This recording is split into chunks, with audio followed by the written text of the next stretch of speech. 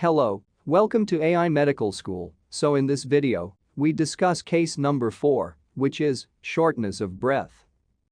The content of the video is history, examination, and investigation. Let's start with history.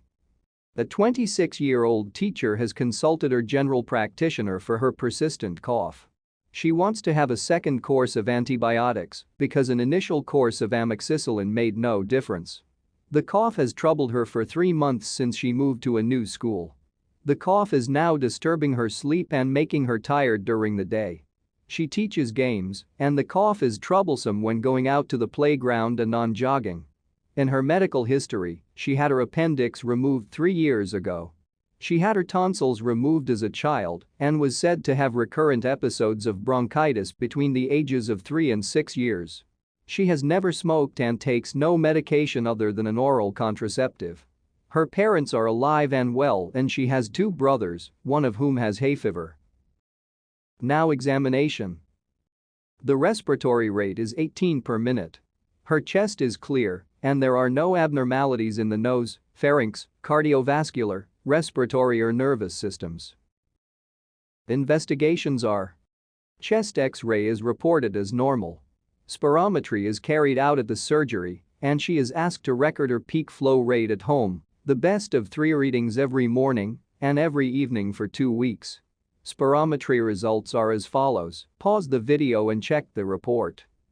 A peak flow recording is shown below, and the peak flown recording at home over 11 days. Now the questions rise. What is your interpretation of these findings?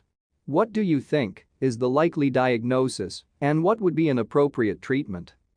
The answers are: the peak flow pattern shows a degree of diurnal variation.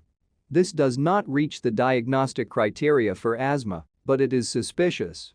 The mean daily variation in peak flow from the recordings is 36 liter per minute, and the mean evening peak flow is 453 liter per minute, giving a mean diurnal variation of 8%. There is a small diurnal variation in normals, and a variation of greater than 15% is diagnostic of asthma. In this patient, the label of bronchitis as a child was probably asthma. The family history of an atopic condition, hay fever in a brother, and the triggering of the cough by exercise and going out into the cold also suggest bronchial hyperresponsiveness typical of asthma. Patients with a chronic persistent cough of unexplained cause should have a chest X-ray. When the X-ray is clear, the cough is likely to be produced by one of 3 main causes in non-smokers. Around half of such cases have asthma or will go on to develop asthma over the next few years. Half of the rest have rhinitis or sinusitis with a post-nasal drip. Around 20% of the cough is related to gastroesophageal reflux. A small number of cases will be caused by otherwise unsuspected problems such as foreign bodies, bronchial adenoma, sarcoidosis, or fibrosing alveolitis. Cough is a common side effect in patients treated with angiotensin-converting enzyme (ACE) inhibitors. In this patient, the diagnosis of asthma was confirmed with an exercise test which was associated with a 25% drop in peak flow after completion of 6-minute vigorous exercise. Alternatives would have been another non-specific challenge such as methacholine or histamine, or a therapeutic trial of inhaled steroids. After the exercise test, an inhaled steroid was given, and the cough settled after 1 week. The inhaled steroid was discontinued after 4 weeks and replaced by a beta-2 agonist to use before exercise. However, the cough recurred with more evident wheeze and shortness of breath, and treatment was changed back to an inhaled steroid with a 2 agonist as needed. If control was not established, the next step would be to check inhaler technique and treatment adherence and to consider adding a long-acting beta-2 agonist. In some cases, the persistent dry cough associated with asthma may require more vigorous treatment than this. Inhaled steroids for a month or more, or even a 2-week course of oral steroids may be needed to relieve the cough.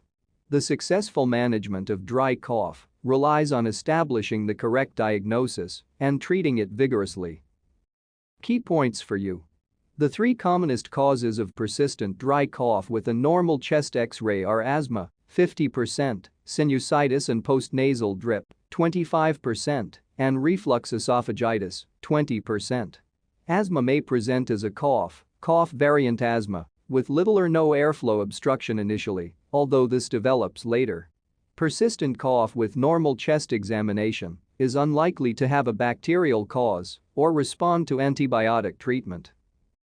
Thanks for watching. If you haven't subscribed to the channel, so subscribe to it and share the video with your friend, because sharing knowledge is a good habit.